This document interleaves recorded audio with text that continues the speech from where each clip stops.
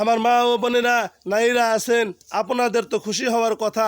উম্মে সালামা রাদিয়াল্লাহু তাআলা আনহু, আমাদের আম্মাজান বিশ্বনবী জনাব মুহাম্মদ রাসূলুল্লাহ সাল্লাল্লাহু আলাইহি সাল্লামের প্রিয়তমা স্ত্রী, তিনি তো আপনাদেরই প্রতিনিধি, আপনাদেরই হয়ে প্রেজেন্টেড হয়ে তিনি বলেছিলেন, খালি পুরুষবাদক শব্দ কেন, নারীদের কথা কই।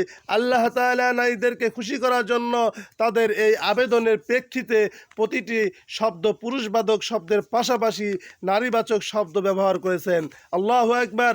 তার মানে নেক আমল করলে, ভালো কাজ করলে, সৎ কর্ম করলে সেটাতে নারী আর পুরুষ সমান। পুরুষ ইবাদত করলে যেই সওয়াব, নারীরা করলেও সেই সমান সওয়াব। সুবহানাল্লাহ। That meal women's is meal given extra attention is the world. সুবহানাল্লাহ। House in Islam is how lucky we R.